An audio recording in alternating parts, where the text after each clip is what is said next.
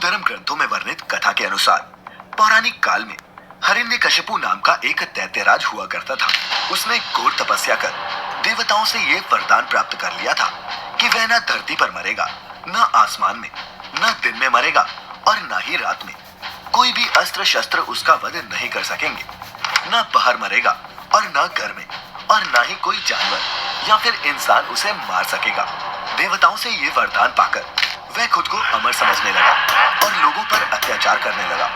वरदान के अहंकार में वह खुद को भगवान मानने लगा था और लोगों को खुद की पूजा करने को विवश करने लगा।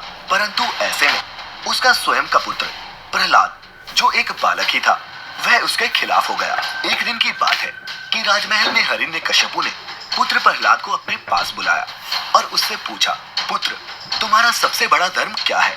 तब प्रहलाद ने जवाब देते हुए कहा, पिताजी, हर प्राणी का सबसे बड़ा धर्म यही है कि वह भगवान विष्णु की प्रार्थना में अपना सारा जीवन लगा दे।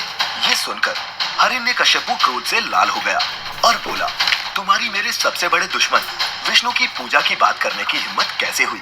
तब प्रहलाद बोला, पिताजी, क्रोधित ना हो। एक बार आप भी भगवान विष्णु का नाम लेकर तो देखिए, आपका मन भी पवित्र विचारों से भर जाएगा। ये सुन हिरण्यकशिपु और क्रोधित हो उठा और उसने अपने पुत्र को धक्का देकर नीचे गिरा दिया। वह बोला, आज मैं तेरा वध करके सदा के लिए तेरा विष्णु नाम का भूत उतार दूंगा। और उसके बाद वह प्रहलाद को गदा से मारने लगा। उधर जब इस बात का पता प्रहलाद की माता को चला तो वह दौड़ी दौड़ी वहां आई और हिरण्यकशिपु अर्थात अपने पति से रोते हुए बोली, हे महाराज, आप अपने ही हाथों से अपने पुत्र का वध कैसे कर सकते हैं? ये सुन हिरण्यकशिपु ने कहा, तुम चुप हो जाओ, ये मेरा पुत्र नहीं, मेरा सबसे बड़ा शत्रु है और मैं अपने शत्रुओं को कभी जीवित नहीं छोड़ता। इतना कहकर हिरण्यकशिपु ने अपने सैनिकों को आदेश दिया कि महल से बाहर ले जाकर सारी प्रजा के सामने इसका सर धड़ से अलग कर दो, ताकि इसके बाद कोई भी डर से विष्णु का नाम ही ना ले। ये सुन प्रहलाद की माता हिरण्यकशिपु के चरणों में गिरती हुई बोली, महाराज, क्षमा कर दीजिए इसे, अभी तो ये बालक है। लेकिन हिरण्यकशिपु ने उसकी एक ना सुनी और उसके सैनिक प्रहलाद को लेकर महल से बाहर चले गए। बाहर जाकर सारी प्रजा के सामने जो ही एक सैनिक ने उसका सर काटने के लिए तलवार उठाई, वह तलवार फूलों में परिवर्तित हो गई। उसके बाद दूसरे सैनिक ने अपने भाले से प्रहलाद पर प्रहार किया, लेकिन उस भाले ने उसका ही वध कर डाला। ये देख बाकी के सैनिक डर गए और वहां से भाग गए। उसके बाद हिरण्यकशिपु ने अपने पुत्र प्रहलाद को पहाड़ से नीचे फेंकवाया, लेकिन भगवान विष्णु की कृपा से नीचे प्रहलाद के लिए फूलों की एक सेज बन गई और वह सकुशल अपने महल वापस लौट आया। उधर प्रहलाद के जीवित होने की सूचना जब उसके पिता को फिर मिली तो उसने अपने सैनिकों को आदेश दिया कि प्रहलाद को कारागार में बंद कर उसमें सांप छोड़ दो। सैनिकों ने ऐसा ही किया, परंतु सांप भी उसका कुछ बिगाड़ नहीं पाए। जो भी सांप प्रहलाद को डसने जाता वह वहीं जलकर भस्म हो जाता। फिर इसके बाद हिरण्यकशिपु ने प्रहलाद को जंगली हाथियों से कुचलवाने का आदेश दिया, परंतु हाथी उसे कुचलने के बजाय फूलमाला चढ़ाने लगे और इस तरह हिरण्यकशिपु और उसके सैनिकों ने प्रहलाद को मारने के कई प्रयास किए, पर वो सफल नहीं हो पाए। फिर अंत में हिरण्यकशिपु ने अपनी बहन होलिका को अपने पास बुलाया और बोला, बहन, अब तुम ही मेरी मदद कर सकती हो। तुम्हें जो वरदान स्वरूप एक दिव्य वस्त्र मिला हुआ है, अब उस वस्त्र के इस्तेमाल करने की घड़ी आ गई है। अपने भाई की बात सुनकर होलिका बोली, भैया, इस दिव्य वस्त्र से किसकी रक्षा करनी है? हिरण्यकशिपु जवाब में बोला, रक्षा नहीं, बल्कि तुम्हें इस दिव्य वस्त्र की मदद से मेरे सबसे बड़े शत्रु प्रहलाद का वध करना है। ये सुन होलिका बोली, क्या भैया, आप अपने ही पुत्र का वध करना चाहते हैं? मगर क्यों? तब हिरण्यकशिपु ने कहा, बहन, उसे मेरा पुत्र मत कहो, क्योंकि वो पुत्र के नाम पर कलंक है, कलंक।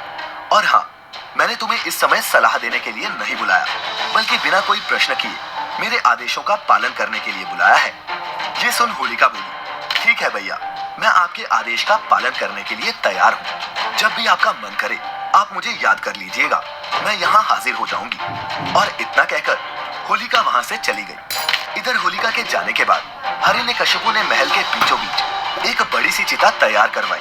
उसे पूरा विश्वास था कि इस बार कोई भी शक्ति प्रहलाद को नहीं बचा सकती। फिर उसने होलिका को याद किया।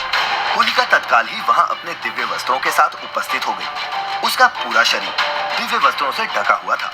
फिर हिरण्यकशिपु ने अपने सैनिकों को प्रहलाद को लाने का आदेश दिया। राजा का आदेश सुनते ही सैनिक कुछ ही देर में प्रहलाद को लेकर वहां उपस्थित हो गए। फिर हिरण्यकशिपु के आदेशानुसार होलिका उसे लेकर चिता पर बैठ गई। इसके बाद हिरण्यकश्यपु ने अपने सैनिकों को चिता में अग्नि लगाने का आदेश दिया।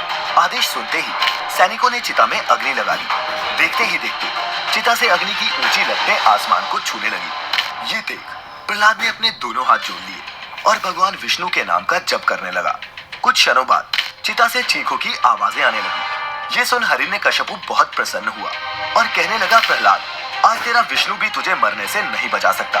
परंतु जब चिता की अग्नि शांत हुई तब हिरण्यकश्यपु को प्रहलाद को जिंदा देखकर अपनी आंखों पर भरोसा नहीं हुआ और वो रोते हुए कहने लगा, नहीं, मेरी बहन होलिका नहीं मर सकती। तो मित्रों, इस प्रकार इस बार भी भगवान ने अपने भक्त प्रहलाद की जान बचा ली। होलिका तो जल गई परंतु विष्णु भक्त प्रहलाद को कुछ नहीं हुआ। और मित्रों, हर वर्ष हम लोग इसी होलिका को जलाते हैं और अगले दिन रंगों का त्योहार होली मनाते हैं। दर्शकों, उम्मीद करता हूँ कि आपको हमारी आज की ये वीडियो पसंद आई होगी।